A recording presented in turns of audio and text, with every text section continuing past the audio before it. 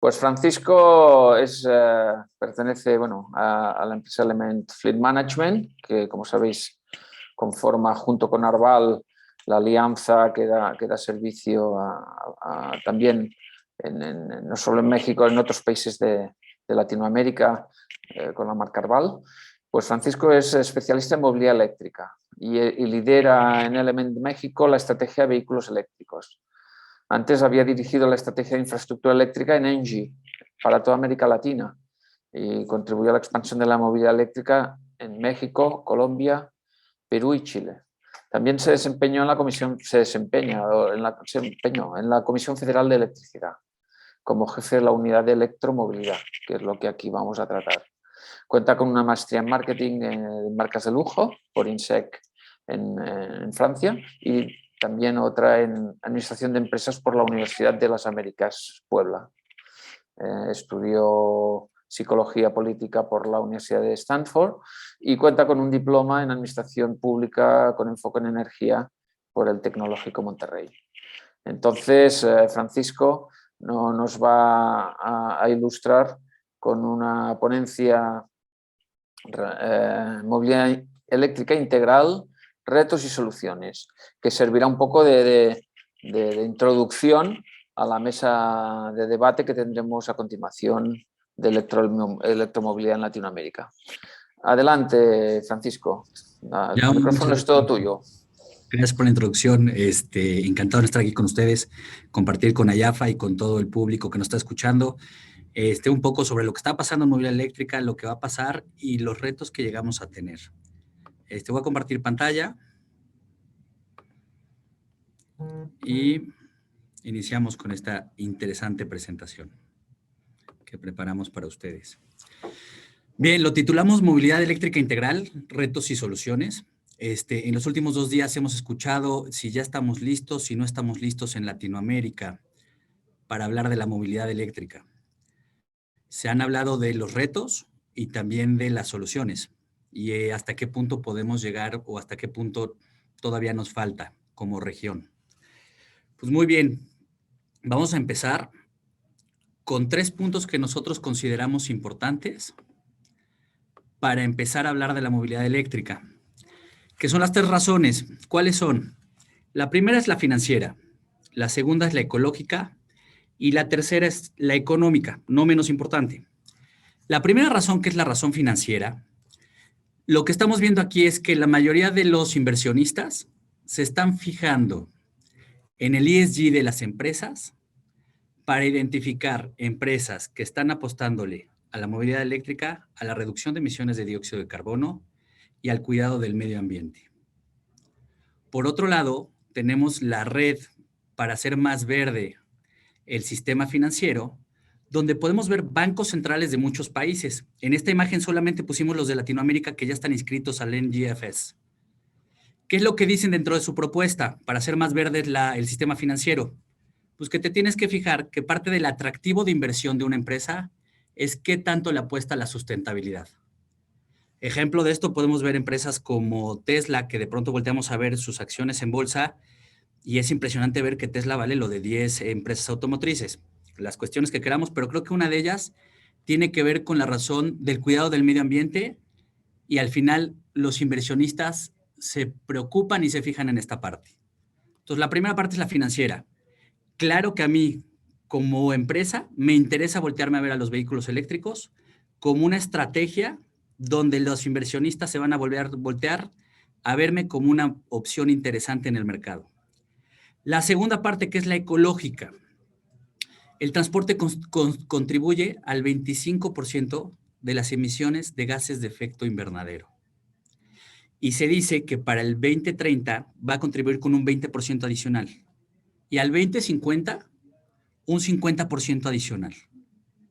El vehículo eléctrico se presenta como una gran opción para mitigar esas emisiones, dado que este vehículo representa un 60% de menos emisiones de dióxido de carbono. Y puede ser hasta un 76% menos si la energía de este vehículo la alimentamos con fuentes de energías renovables. El tercer factor, el económico. A veces decimos que lo ecológico tiene que ser lógico y lo lógico generalmente entra por el factor económico. Si no es rentable mi proyecto, es muy difícil que yo me vuelva ecológico. Aquí lo que podemos ver es que el costo de la energía eléctrica es entre un 60 y un 80% más barato que la gasolina. Y es un 60% más barato el mantenimiento de un vehículo eléctrico que uno de combustión interna. Ahora que sabemos estas 3 razones muy interesantes para apostarle a la movilidad eléctrica, la pregunta es, ¿a quién voy a llamar para que me ayude a adoptar mi flota eléctrica? Y lo que presentamos aquí es nuestra alianza global con Arval, que es una alianza global confiable de administración de flotas con más de 25 años en el mercado, con una presencia geográfica en más de 50 países, administrando más de 3 millones de vehículos a nivel global. En conjunto, tenemos el mayor conjunto de datos de la industria automotriz que abarca geografías, fabricantes y decenas de miles de datos que podemos utilizar para atender a nuestros diferentes clientes. Solo como referencia, tenemos más de 200,000 vehículos enchufables alrededor del mundo, de los cuales tenemos muchas experiencias y con mucho gusto lo podemos ir compartiendo con nuestros clientes para ir desarrollando este tipo de proyectos que, como mencionamos, tienen muchas virtudes, además de las anteriormente mencionadas. Muy bien. Paso a la siguiente diapositiva. Se ha hablado durante estos 2 días se ha estado hablando de esto. El primer reto es la falta de conocimiento y esto en cualquier foro lo pueden preguntar y estos 3 puntos son los que van a aparecer siempre. Falta de conocimiento, falta de infraestructura y alto costo del vehículo. Son las 3 principales razones que aparecen para no adoptar un vehículo eléctrico cuando hablas tú en cualquier foro. Vamos a tocar los 3 y me voy a adentrar en el punto 2, que creo que es el que a veces se nos hace más complejo. Primero, la falta del conocimiento. Pues tenemos que entender que este nuevo personaje principal que se llama vehículo eléctrico viene acompañado de un nuevo ecosistema. Para nosotros antes era muy fácil decir, compro el vehículo y la red de recarga ya existe. Las bencineras, gasolineras, estaciones de recarga de gasolina ya estaban puestas en el país. Tu única labor como administrador de flotas era comprar el vehículo. Lo que tenemos que entender con esta movilidad eléctrica integral es que tienes que voltearte a ver a las empresas de energía y entender sus tarifas. Entender lo que es un costo de capacidad y un costo de potencia y un costo de energía. Cambiar la mentalidad de litros a kilowatt horas y kilowatts. Tenemos que pensar si en donde yo tengo mi centro de distribución puedo incluir paneles solares. Al final queremos cuidar el medio ambiente y reducir costos de energía. Mi infraestructura eléctrica, ¿a qué potencia la recargo? Y muy importante mencionarlo aquí. Si la gente que quiere adoptar flota de vehículos eléctricos está pensando en la red pública, todavía le hace falta sensibilizarse más a los vehículos eléctricos. El vehículo eléctrico tiene que tener un cargador dedicado. Para clientes residenciales, ya sea en la casa o en la oficina, para flotillas tiene que ser en nuestro centro de distribución o en nuestro patio. No podemos depender de una red pública y eso es un cambio de paradigma. Es algo heredado. Heredamos que los vehículos de combustión interna cargan en red pública. El vehículo eléctrico tiene que cargar en su propia red. Tiene que cargar en la casa, cargar en la oficina. Y para quien tiene un vehículo eléctrico lo puede saber. Es la mejor experiencia de usuario el no tener que desviarte de tu rutina diaria para ir a cargar a un lugar público. El mantenimiento, muy importante, ya lo mencionaron. Tienes que tener spare parts y refacciones suficientes y talleres preparados para atender este tipo de vehículos, con material eléctrico, con la capacidad para atenderlo en sus especificidades. Si bien tiene menos piezas y cuesta menos mantenerlo, hay que saber mantenerlo. Y al final, todo este ecosistema, tenerlo monitoreado 24/7 para que el sistema funcione todo el tiempo. Y hacer datos y hacer reestructura de costos a partir de los datos que vamos generando.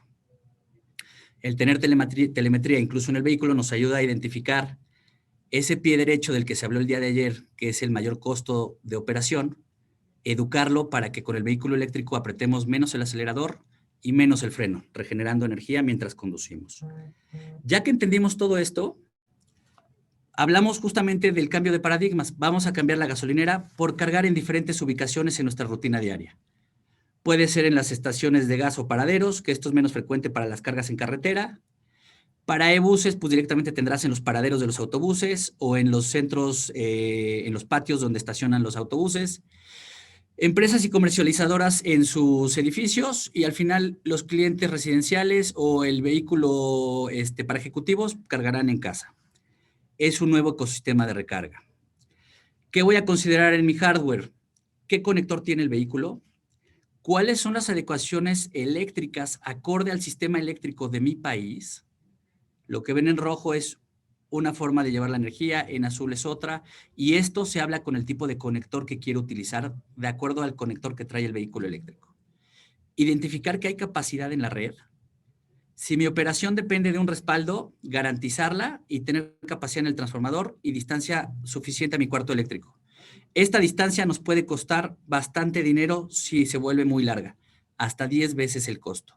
Identificados estos 6 puntos, tenemos la parte del software.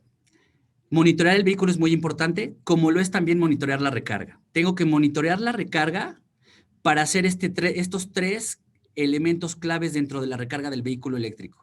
Peak shaving, reducción de costos de capacidad y distribución en mi flota, cuando así lo requiera, dependiendo del país. Hay países que no cobran capacidad de distribución, pero es muy importante porque te ayuda a reducir hasta 30% de tus costos de energía.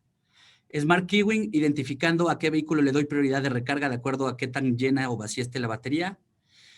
Y Load Balancing, para identificar las cargas de energía contratadas, cómo las distribuyo entre el edificio y el vehículo eléctrico. Identificando estas 2 partes del hardware y del software, tengo garantizado un éxito en mi proyecto de movilidad eléctrica. Adicional, que era el tercer punto, hablando del costo total de propiedad, y ya estamos cerrando. Hicimos un análisis comparando 2 vehículos de la misma marca, misma especificación, mismo modelo. Uno es eléctrico y el otro es de combustión interna. Como pueden ver, el mayor costo del vehículo de combustión interna es el combustible. Y aún así, en un costo total de propiedad a 5 años, me cuesta $1,000 menos el de combustión interna. Pero ahí vamos a ver los if. 1/3 del valor del vehículo eléctrico es la batería. De acuerdo con Bloomberg, las baterías van a bajar de precio considerablemente. Actualmente estamos alrededor de los $150, aunque Bloomberg dice 93. Llegaremos a $60. Esperemos que esa reducción de precio de la batería se vea reflejado en el vehículo eléctrico. Adicional, en mi primer costo total de propiedad del vehículo, asumí la infraestructura. En mi siguiente arrendamiento, estos $5,000 ya no los voy a pagar. Aquí estoy hablando de $1,000. Aquí estoy hablando de quitar $5,000. ¿Sí? Y a eso agréguenle que el costo total de propiedad de estos 5 años me gasté 35 toneladas de emisiones de dióxido de carbono contra 62 toneladas, que es el vehículo de combustión interna de CO2. ¿Cuánto valen estos $1,000? Si les digo que puedo operar más días con el vehículo eléctrico y además puedo reducir emisiones de dióxido de carbono. ¿Cuál es el mensaje aquí? Te cuesta $1,000 más en este momento. En un futuro cercano, el vehículo eléctrico es una opción garantizada, más económica y además, una vez que ya asumiste el costo de la infraestructura, el vehículo eléctrico sí es más económico y sí es rentable. Nota importante, la reducción de emisiones de dióxido de carbono y los análisis se hicieron con base en México, con la matriz energética del país y con los costos que tenemos de energéticos del país. Pero lo que podemos ver aquí es que el vehículo eléctrico ya es una realidad, el costo total de propiedad ya te da, y en el primer arrendamiento asumiste la infraestructura, después del primer arrendamiento esta infraestructura ya es tuya y no tienes que volver a asumir ese costo. Cerrando, aquí están los vehículos que ya son factibles para electrificar. Muy importante, mientras más kilómetros le metas a tu flota, es más rentable el vehículo porque ya vimos que el costo de la electricidad es menor, al igual que los mantenimientos. Muchas gracias por su tiempo.